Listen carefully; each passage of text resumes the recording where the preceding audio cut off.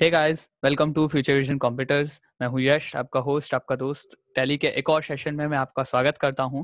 तो टैली के पिछले सेशन में हमने ये सीखा था कि हम डिस्काउंट्स के फीचर्स को कैसे यूज़ कर सकते हैं, और अगर आप free of cost goods sale या परचेज कर रहे हो तो उनके एंट्रीज हम कैसे कर सकते हैं, उनके हम कैसे बिल्स बना सकते हैं।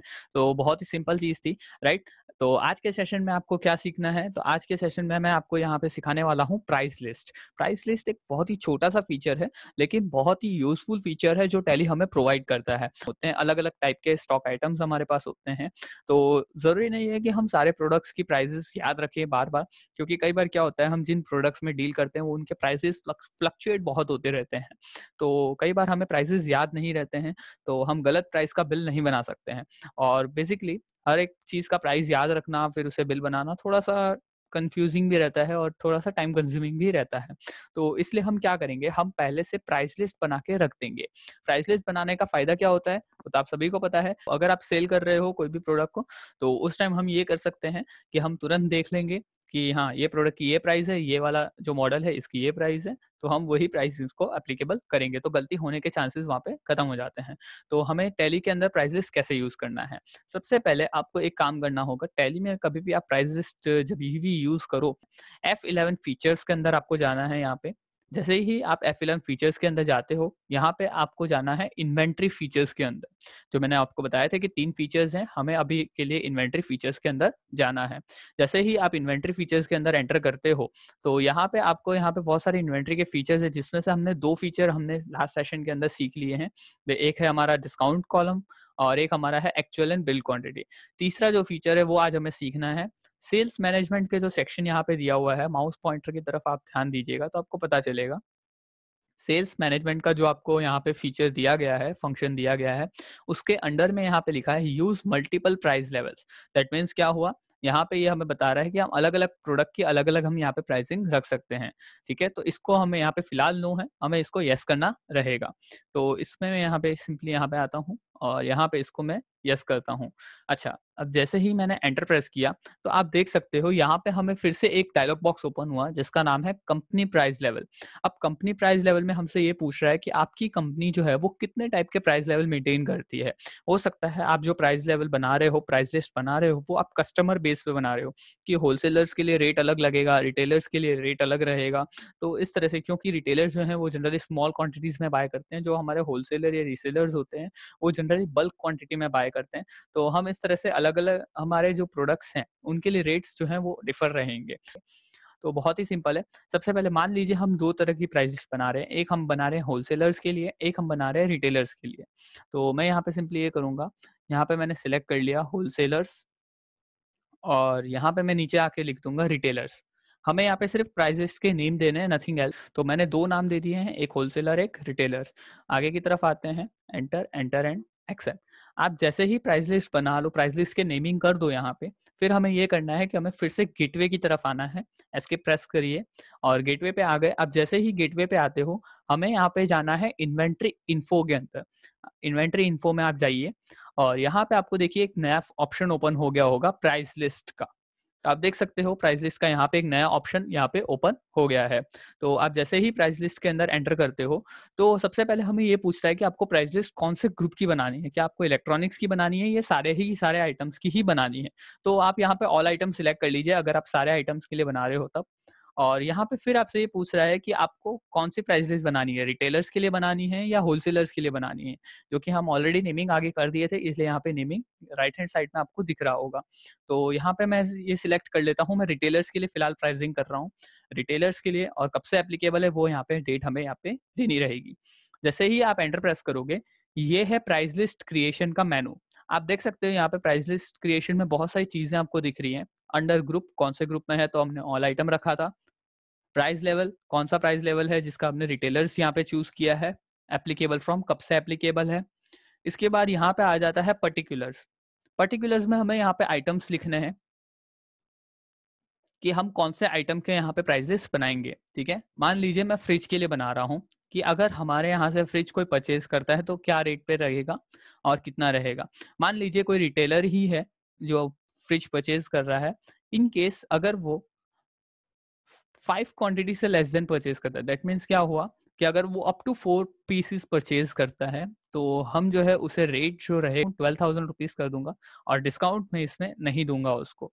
फिर एंटर करूंगा तो ये हमसे पूछेगा 5 पीस से कहाँ तक। तो मैं ये बोलता हूँ 5 से लेके अगर 10 पीस तक ये खरीद रहा है हमसे, तो हम उसको जो रेट है वो थोड़ा सा कम कर देंगे, दैट इज 11,500 रुपीज़ कर देंगे और 5% का डिस्काउंट भी मैं उसे अलोकेट कर दूंगा। ठीक है। और फिर ये पूछ रहा है 10, तो मैं बोलूंगा 10 से अबव वो जितने भी पीसेस खरीदेगा उन सब के लिए प्राइजेस जो है वो मैं उसको करीबन 11,000 रुपीज़ कर दूंगा और डिस्काउंट जो है वो भी मैं उसको थोड़ा सा बढ़ा दूंगा, 7% का डिस्काउंट यहाँ पे मैं कर दूंगा।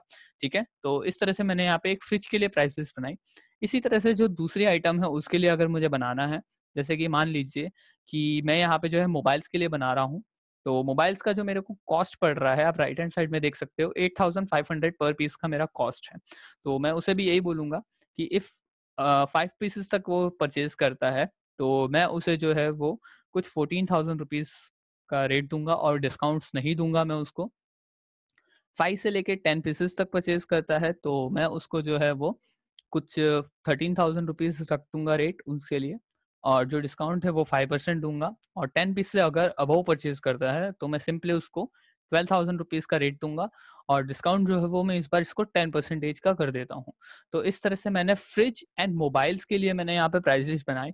आप चाहो जितने प्रोडक्ट्स के लिए यहाँ पे बना सकते हो, एक एक करके आपको सिर्फ सिंपली प्रोडक्ट एंटर करने हैं और उनके पीसेस को यहाँ पे एंटर करना है। और मैंने यहाँ पे रिटेलर्स के लिए प्राइस लिस्ट बना ली है। तो ये तो बात हो गई रिटेलर्स की। ठीक है। फिर आप एंटर करके एक्सेप्ट कर लीजिए उसको। अब बात आती है होलसेलर्स की। तो उसके लिए हमें सबसे पहले क्या करना पड़ेगा, अब फिर जैसे ही आप एंटर करोगे हमसे फिर से पूछेगा तो हम ऑल आइटम सिलेक्ट करेंगे। यहाँ पे मैंने प्राइस लेवल इस बार होलसेलर्स रख लिया है। तो होलसेलर्स का लैपटॉप्स का मतलब यहाँ पे प्राइस लिस्ट बनाएंगे कि अगर होलसेलर जो है वो लैपटॉप्स परचेज करने आते हैं तो क्या। तो मान लीजिए अगर जो होलसेलर्स आ रहा है वो लैपटॉप्स अगर अप टू 10 पीसेस खरीद रहा है तो हम उसको जो रेट है वो कुछ 17,000 रुपीज़ पर पीस का रहेगा और डिस्काउंट जो है वो उसको हम यहाँ पे दे देंगे करीबन 2% का हम उसको डिस्काउंट दे देंगे। इन केस अगर वो 10 पीसेस से लेके अप टू 20 पीसेस तक परचेज करता है तो मैं उसको जो रेट है वो करीबन 16,000 कर दूंगा एंड जो उसका डिस्काउंट है वो मैं बढ़ा के 5% का और दे दूंगा। इन केस वो 20 पीसेस से अबव परचेज करता है तो जो उसको रेट है वो मैं 15,500 रुपीज़ रख दूंगा और जो डिस्काउंट है वो मैं उसको 7% दूंगा। तो एंटर एंड एक्सेप्ट। आप जैसे ही एक्सेप्ट करोगे ये फिर से वही डायलॉग बॉक्स ओपन करता है प्राइस लिस्ट का। तो हमें जैसे वापस प्राइस लिस्ट नहीं बनानी है तो आप एस्केप प्रेस कीजिए सिंपली और एस्केप प्रेस करते ही वापस आप इन्वेंट्री इन्फो में आ जाएंगे। तो फिर से हम गेटवे पे चलते हैं। अब हमें ये देखना है कि हम एंट्रीज कैसे करेंगे, सेल की एंट्रीज को हमें क्या डिफरेंस आ जाता है। तो सबसे पहले आपको यहाँ पे जाना है अकाउंटिंग वाउचर्स के अंदर। आप जैसे ही अकाउंटिंग वाउचर्स में जाते हो F9 परचेज बाय डिफॉल्ट आ रहा है, इसकी जगह मैं यहाँ पे जाके F8 सेल्स मैंने सिलेक्ट कर लिया। मान लीजिए मैंने कैश में ही सेल किया है, कोई रिटेलर्स थे तो उनको मैंने यहाँ पे कैश में सेल कर दिया कुछ। तो यहाँ पे अब ये मुझसे पूछ रहा है प्राइस लेवल, जो राइट हैंड साइड में आपको दिख रहा होगा, रिटेलर्स एंड होलसेलर। ठीक है। तो मैंने जैसे बताया मैंने रिटेलिंग में ही सेल की है तो मैंने रिटेलर्स यहाँ पे सिलेक्ट कर लूंगा। चलिए यहाँ पे मैंने सेल्स लेजर सिलेक्ट कर लिया और मान लीजिए उसने फ्रिज है। फ्रिज अब मान लीजिए कि हमने जो है वो टोटल कुछ जो सेल किए हैं वो कुछ यहाँ पे 12 पीसेज हैं। तो आप देख सकते हो यहाँ पे उसने ऑटोमेटिकली रेट भी लेके आ गया और डिस्काउंट्स भी ऑटोमेटिकली सारी चीजें उसने अपडेट कर दी हैं। मान लीजिए उसने मोबाइल्स भी मुझसे कुछ खरीदे हैं और मोबाइल्स मान लीजिए उसने मुझे वो 7 पीसेस खरीदे हैं। तो जैसे ही मैंने एंटर किया तो आप देख सकते हो ऑटोमेटिकली रेट भी डिस्प्ले हो गए और डिस्काउंट्स का अमाउंट भी कैलकुलेट यहाँ पे होके आ गया है। तो प्राइस लिस्ट बहुत ही ईजी है, यहाँ पे टैक्स लगाना जरूरी है।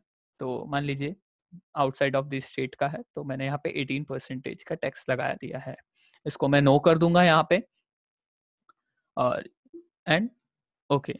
ठीक है। तो प्राइसेस बनाने से एक तो सबसे बड़ी बात होती है कि जो प्राइसिंग में हम कई बार गलतियां कर देते हैं कि जो प्रोडक्ट की प्राइसिंग है वो कई बार गलती हो जाती है, तो वो हम यहाँ पे सुधार सकते हैं कि गलतियां होने के जो चांसेस है वो कम हो जाती है। दूसरी चीज, आप अपने कस्टमर के हिसाब से आप अपनी प्राइसिंग जो है वो बाइफरकेट कर सकते हो। तो आई होप आपको आज का ये वीडियो पसंद आया होगा और अगर पसंद आया है तो लाइक जरूर कीजिए, अपने डाउट्स जरूर कमेंट्स में लिखिएगा और आपको जो भी नए कोर्सेज सीखने हैं उसके बारे में भी आप कमेंट सेक्शन में नोट डाउन कीजिए। हम उन कोर्सेज के वीडियोस जल्द ही लेके आएंगे। Thank you. Goodbye.